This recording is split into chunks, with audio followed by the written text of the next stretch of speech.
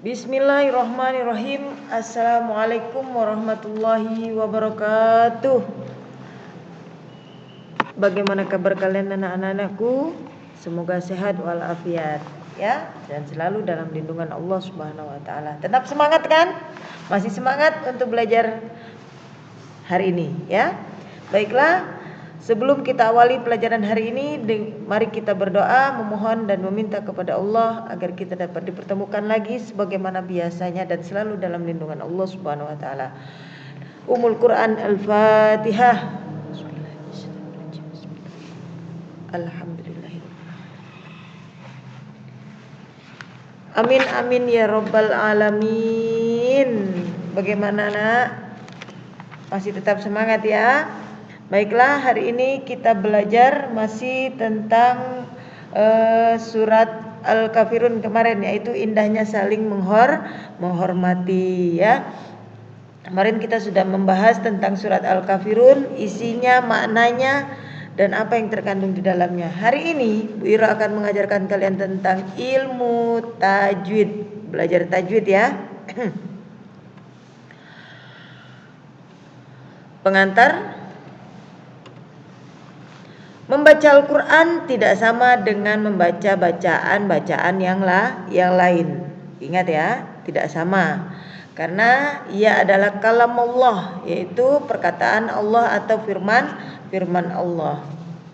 Al-Quran adalah wahyu Allah Subhanahu wa taala yang terakhir disampaikan kepada Nabi Muhammad SAW melalui perantara Jibril atau malaikat Jibril. Satu dari sekian banyak kemujizatan Al-Quran adalah balasan pahala atau mujizat yang terbesar. Yang membacanya terlebih mampu mengamalkan, apalagi yang ingin mengamalkan dalam kehidupan sehari-hari ya. Itu hanya sekedar pengantar. Jadi anak-anakku, rajin-rajinlah untuk membaca Al-Quran karena pahala di dalamnya sangat besar sekali daripada yang mengerjakan yang lain di antaranya. Baik, apa itu tajwid? Masih ingat? Ilmu tajwid kita belajar dari kelas 4 ya. Apa itu tajwid? Siapa yang tahu? Baik. Tajwid secara harfiah mengandung arti melakukan sesuatu dengan elok dan indah atau bagus dan membaguskan. Artinya kita memperbaiki atau membaguskan bacaan kita. Tajwid berasal dari kata jawada. Jawada itu adalah bahasa Arab ya. Jawada yujawidu tajwida ya, itu fa'ilnya. Dalam ilmu qiraah, tajwid berarti mengeluarkan huruf dari tempatnya dengan memberikan sifat-sifat yang dimilikinya. Jadi, ilmu tajwid adalah suatu ilmu yang mempelajari bagaimana cara melafazkan atau mengucapkan huruf-huruf yang terdapat dalam kitab suci Al-Quran maupun hadis dan lainnya. Yang pertama kita bahas hari ini yaitu, kalau anak-anak Bu Guru bawa buku LKS, dibuka halaman 10 ya. Di situ ada keterangan tentang ilmu tajwid atau tajwid yang dibahas hari ini. Yang pertama yaitu hukum nun mati dan tanwin. Apa itu hukum nun mati dan tanwin? Itu terbagi menjadi 5. Yang pertama adalah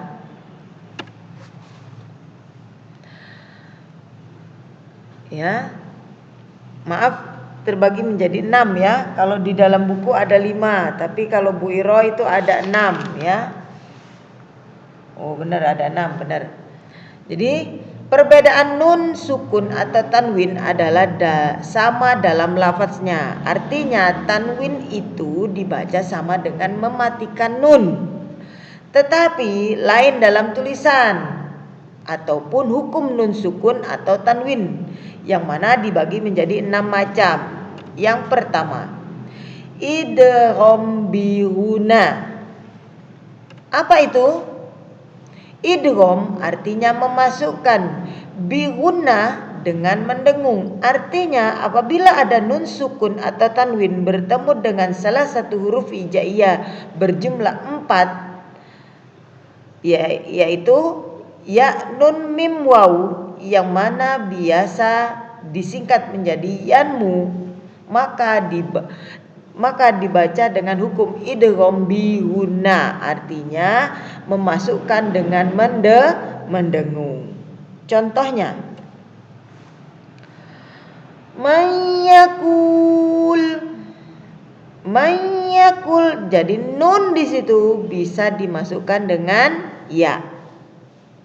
Paham? Di situ ada nun sukun bertemu dengan ya. Fatham mubina. Ha tanwin, di situ ada harokat tanwin bertemu dengan mim dan selanjutnya. Paham? Oke. Yang kedua,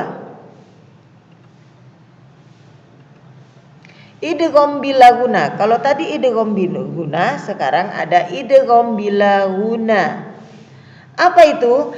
Idgham memasukkan, ya, tetap idgham memasukkan bilaguna dengan tanpa mendengung. Kalau tadi dengan mendengung, kalau sekarang tanpa mendengung. Artinya apabila ada nun sukun atau tanwin bertemu dengan salah satu huruf hijaiyah yang berjumlah 2. Kalau tadi 4, yanmu, kalau sekarang 2, yaitu lam dan ro, maka dibaca idgham bilaguna, artinya memasukkan dengan tanpa mendengung. Contohnya,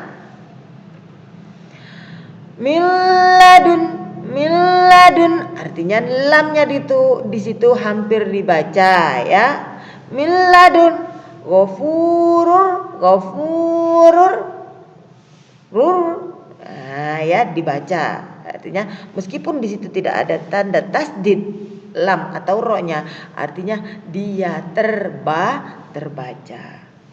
Ghafurur, bukan ghafurun, ya, atau min, salah, ya. Tapi ro atau nun di situ yang sukun bertemu lam atau ro di situ harus dimasukkan.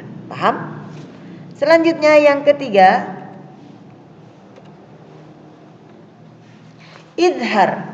Nah, ya. Idhar yaitu berarti jelas atau terang. Nah, terang, ya. Jadi tidak ada yang disamar atau didengungkan. Artinya apabila ada nun sukun atau tanwin bertemu dengan salah satu huruf hijaiyah yang berjumlah 6, yaitu hurufnya alif, ha, kha, ain, ghain, ha. Nah, maka dibaca idhar, yaitu jelas atau terang. Contohnya, min haitsu. Nah, bukan min, salah, ya, tapi min. Nah, itu. Hulukin azim. Hulukin gin, bukan qin, salah, ya. Kufuwan ahad. Bukan kufuwan ahad, salah, ya. Kufuwan ahad. Oke? Bisa dimengerti? Lanjut. Yang keempat,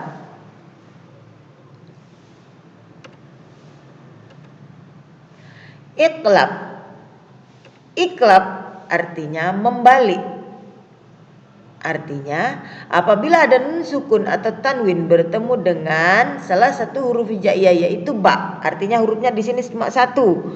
Kalau tadi itu ada, yang pertama ada 4, yang kedua idgham bilaguna itu 2, yang ketiga tadi itu idhar itu ada 6. Kalau sekarang ada cuma 1, yaitu huruf ba. Maka dibaca iqlab atau membalik. Contohnya, awanum. Seolah-olah ada huruf mim, tapi itu bukan huruf mim. Artinya nun. ketemu ba di situ dibalikkan. Mambakhil awanum baina, ya, mambakhil bukan manbahil tapi mambahil gitu, ya. Lanjut yang kelima, ikhfa. Lihat itu sudah ada hurufnya, ada berapa, coba dihitung. Ikhfa berarti samar-samar.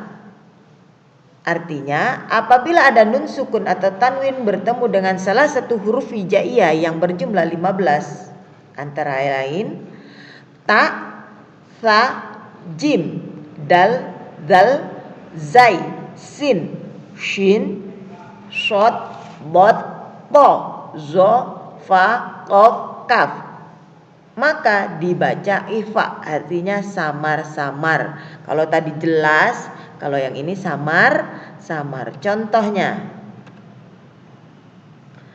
anjainakum, anjainakum.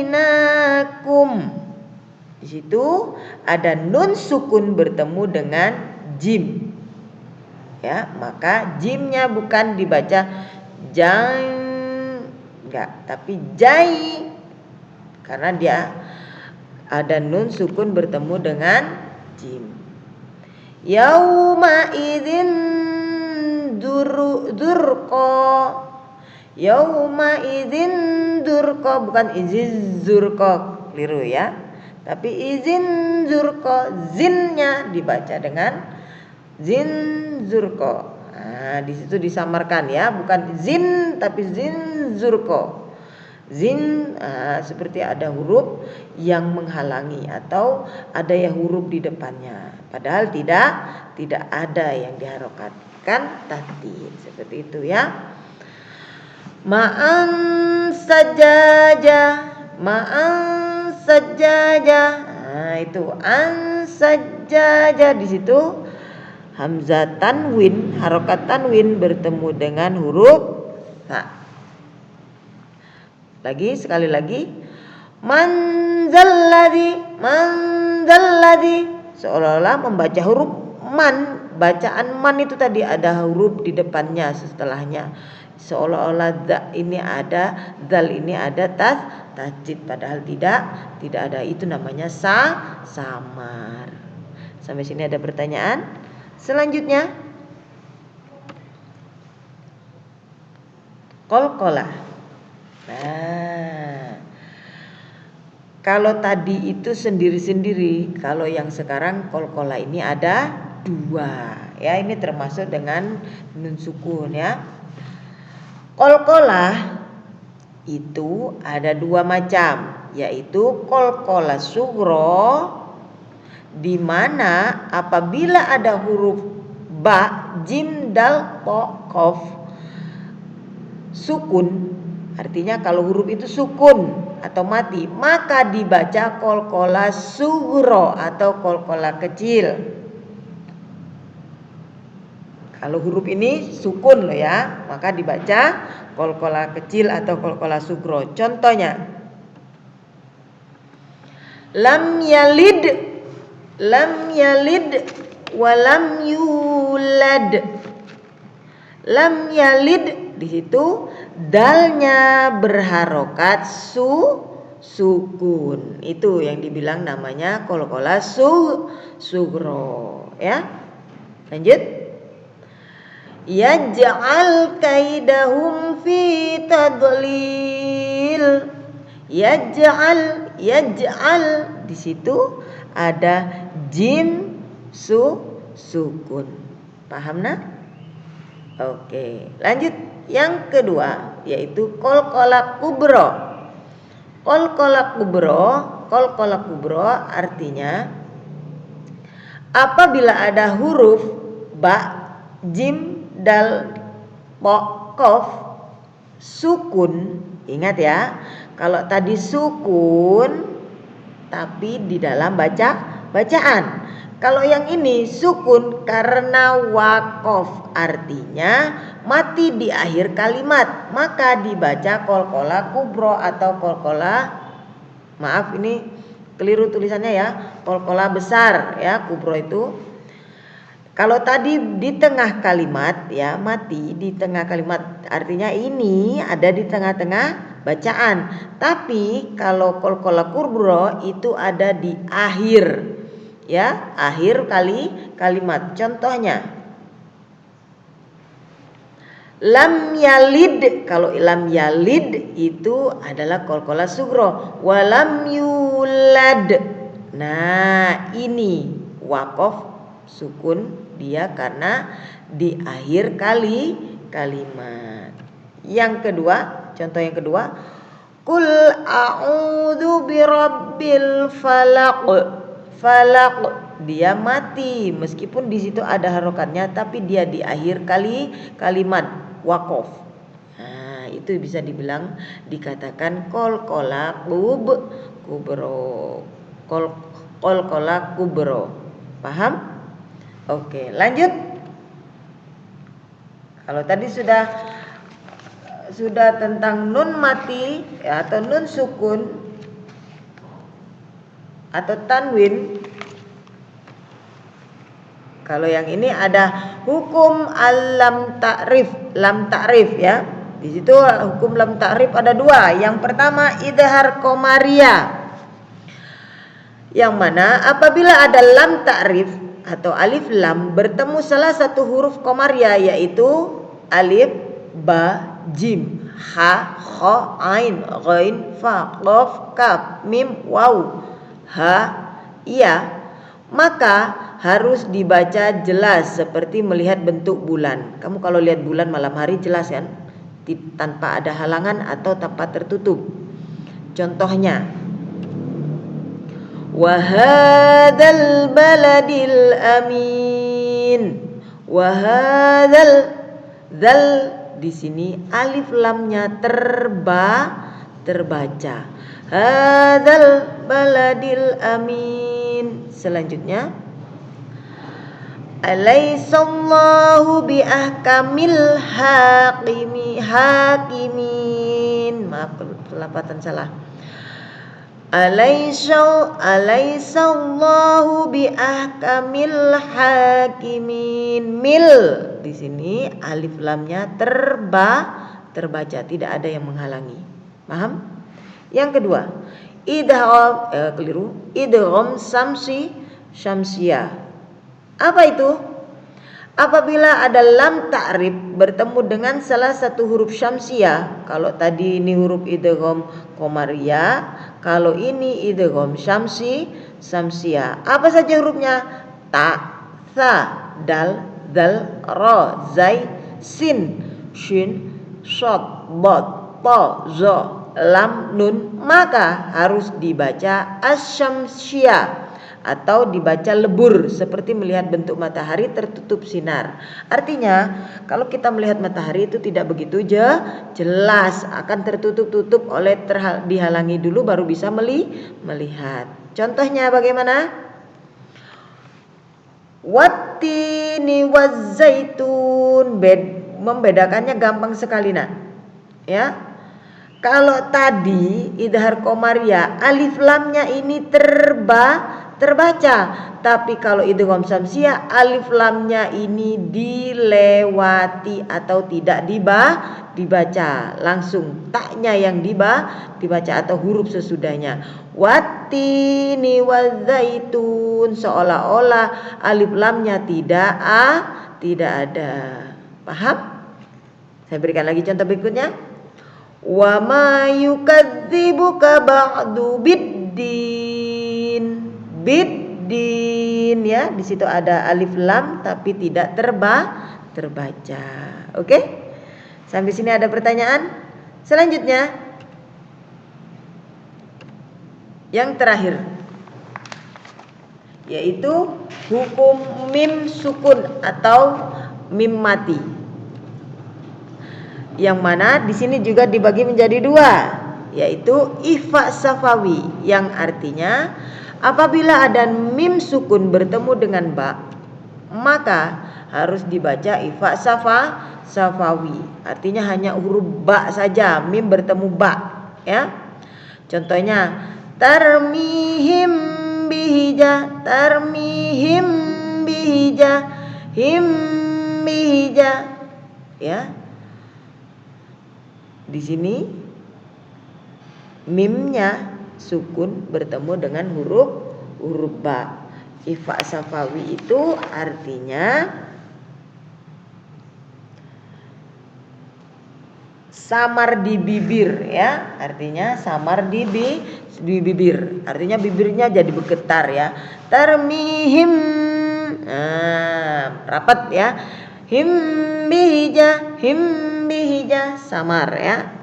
Lanjutnya yang kedua,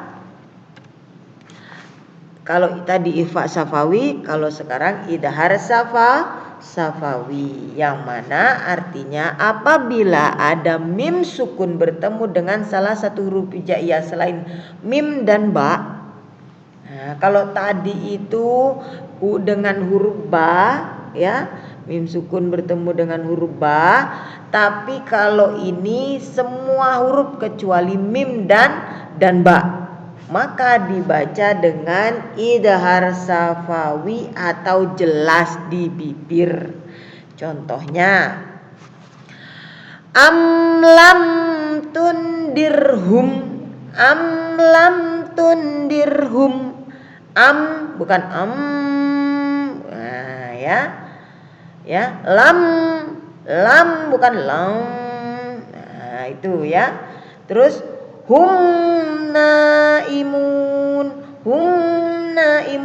yaitu terbaca hum karena memang sudah bacaannya hum, bukan keliru, ya. Tapi di sini ada mim sukun bertemu dengan nun, artinya seluruh huruf hijaiyah yang bertemu dengan mim sukun itu dibaca idhar safawi atau jelas di bibir. Kalau tadi itu samar, kalau sekarang jelas.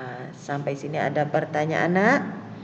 Kalau tidak ada, tugas kalian hari ini adalah memberikan contoh masing-masing tajwid yang barusan Bu Iro buat dengan memberikan contoh seperti di dalam contohnya idhar komariah, ya, seperti ini, ya. Nah, jadi kalian memberi contohnya seperti ini nanti.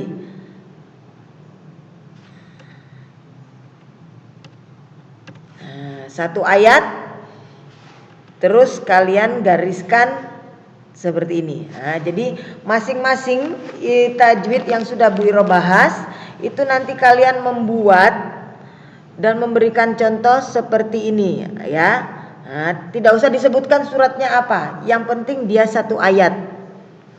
Artinya satu tajwid itu yang diterangkan satu contoh. Misalkan idhar komariah, idhar komariah misalkan, ya satu itu aja. Tapi contohnya berupa satu ayat seperti ini. Kalau ini qalqalah sugro, ya.